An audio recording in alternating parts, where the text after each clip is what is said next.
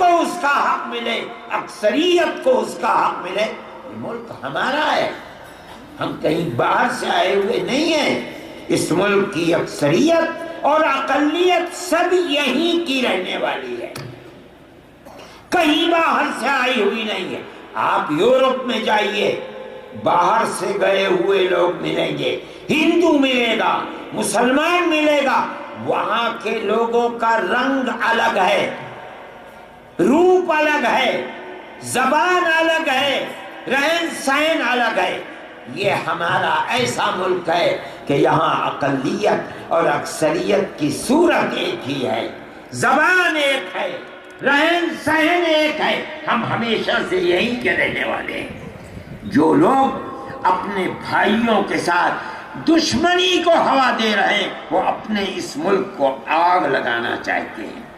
ہمارا کام آگ لگانا نہیں ہے، ہم آپ سے کہتے ہیں کہ آپ پیار و محبت کے دیے جلائیں۔ جمعیت علماء آپ کے ساتھ ہے اور جو کر سکتی ہے وہ کرتی رہے گی۔ ہمیں توقع ہے کہ ہم اللہ کی مخلوق اور سرشٹی میں آگ کو بجھانے کا کام کرتے ہیں، اللہ ہماری مدد کرے گا انشاءاللہ۔ اور جو لوگ آگ لگا رہے ہیں اللہ انہیں نیست و نابود کرے گا انشاءاللہ۔ میرے بھائی، ہم ایسے لوگوں کو جمع کریں گے، میری بات چیت ہوئی ہے، اور ہم عنقریب گوہاٹی میں آسام کی ان لوگوں کو جو یہ چاہتے ہیں کہ آسام سے نفرت کو دور کریں، پیار و محبت کے پیغام کو بڑھائیں، مسلمانوں کے ساتھ ہاتھ سے ہاتھ ملا کر چلنا چاہتے ہیں، ہم ان لوگوں کو جمع کریں گے۔ ہم پورے ہندوستان نہیں، پوری دنیا کو دکھلائیں گے آسام میں کیا ہو رہا ہے، گورنمنٹ کیا کر رہی ہے، آگ لگا رہی ہے۔ تکبیر!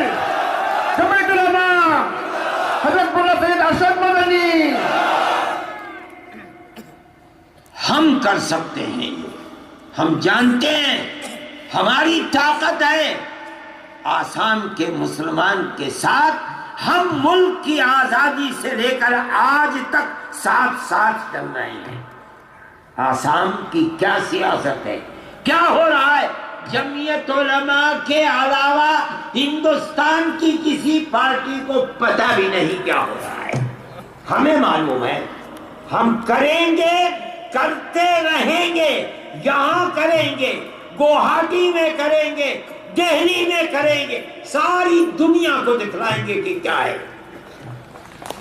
کیا ہو رہا ہے آسام کے اندر، کس کے ساتھ ہو رہا ہے، کیوں ہو رہا ہے، کس نے کیا، کون لوگ ہیں آگ لگانے والے، کون ہے بکنے والے، کون ہے مٹھی بھر اپنے مفاد کے لیے ساری جھونکنے والے اقلیت کو۔ ہم ان کو ننگا تو کریں گے، ہم دکھلائیں گے، ہماری یہ بات چل رہی ہے۔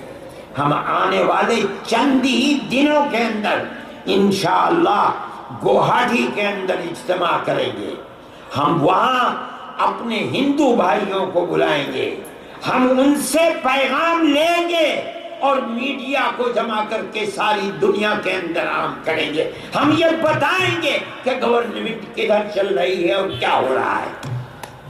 ہمیں توقع ہے کہ ملک کی اکثریت پیار و محبت کو چاہتی ہے، وہ پیار و محبت کے ساتھ رہنا چاہتی ہے۔ ہم یہ پیغام دیں گے اور گوہاٹی میں بیٹھ کر دیں گے۔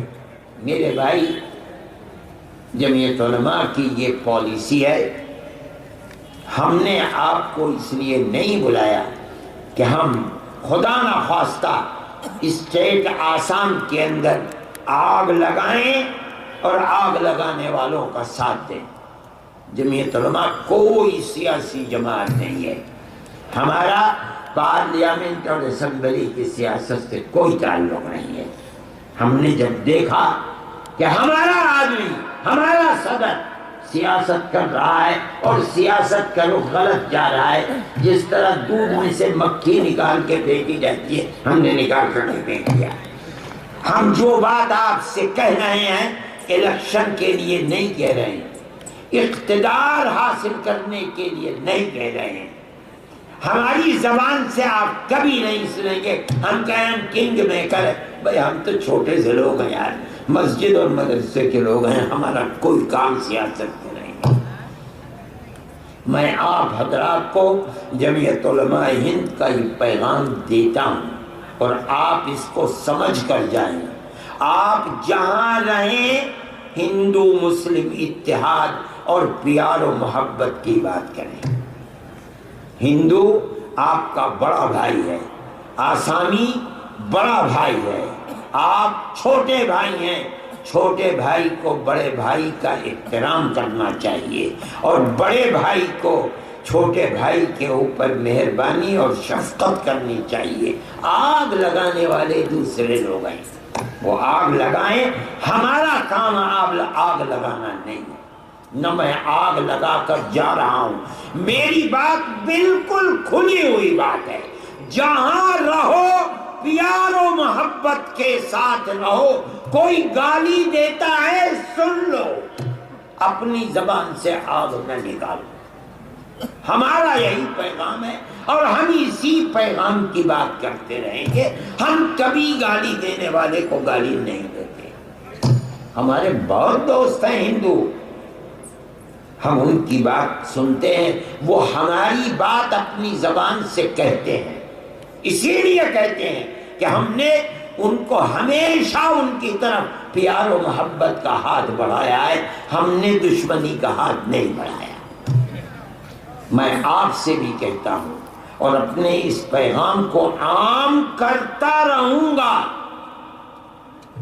آپ کو میری مدد کرنی چاہیے تاکہ آپ چین و سکون کے ساتھ زندہ رہیں، ورنہ دشمنی بڑھے گی تو یاد رکھیے چین و سکون اسٹیٹ سے نکل جائے گا۔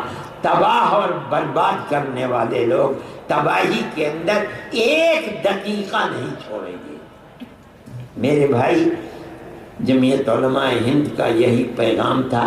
میں اپنے ان ہندو بھائیوں کو مسلمانوں سے زیادہ شکر گزار ہوں، انہیں دھنیواد کہتا ہوں، جو لوگ آئے اور انہوں نے پیار و محبت کی بات کی اور ظلم کے خلاف اپنی آواز کو اٹھایا ہے۔ ظلم بہرحال ظلم ہے، اگر کتے اور بلی پر بھی ظالم ظلم کرتا ہے تو اللہ اس کی گردن کو پکڑتا ہے۔ کسی انسان پر ظلم کیا جائے گا، اللہ اس کو کبھی برداشت نہیں کرتا۔ ہم یہ چاہتے ہیں کہ امن و امان رہے، چین و سکون رہے۔ بی جے پی حکومت کے نشے میں جدھر چل رہی ہے وہ راستہ اچھا راستہ نہیں ہے۔ ہم کھل کر کہتے ہیں کہ جس تفریق اور نفرت کی سیاست کو بی جے پی اپنا رہی ہے وہ ملک کے اندر دشمنی کو جنم دینے والا ہے، پیار و محبت کو جنم دینے والا نہیں ہے۔ ملک اس سے برباد ہوگا، ملک کے اندر شانتی پیدا نہیں ہوگی۔ میں اپنی اس بات کے ساتھ، چونکہ ابھی مجھے سفر بھی کرنا ہے اور ہماری بات یہ طے ہوئی تھی کہ 2:30 بجے تک ہمیں جلسے کو ختم کر دینا چاہیے، اب تو 2:45 بج رہے ہیں، اس لیے میں اپنی تقریر کو ختم کرتا ہوں۔ صدر صاحب ان سے بات کرائیے۔ وآخر دعوانا ان الحمد للہ رب العالمین۔ আপোনালোকৰ সমূহত হজৰত মৌলানা সৈয়দ আশৰাফ আলী সাহেবে যিটো বক্তব্য ৰাখিছে, পিয়াৰ আৰু মহাব্বতৰ ভাইচাৰী গোটেই অসমত আমি এইটো কৰিব লাগিব। এইফালে আপোনালোকৰ লগত আছে নেকি? আপোনালোকে এটা এবাৰ মই যদি কম নাৰায় তকবীৰ হজৰতৰ কথা আপোনালোকে লগত জোৰতকৈ ক'ব। জমিয়তুল উলামা হিন্দ, জমিয়তুল উলামা হিন্দ, হযরত মৌলানা সৈয়দ আরশাদ মাদানী সাহেব।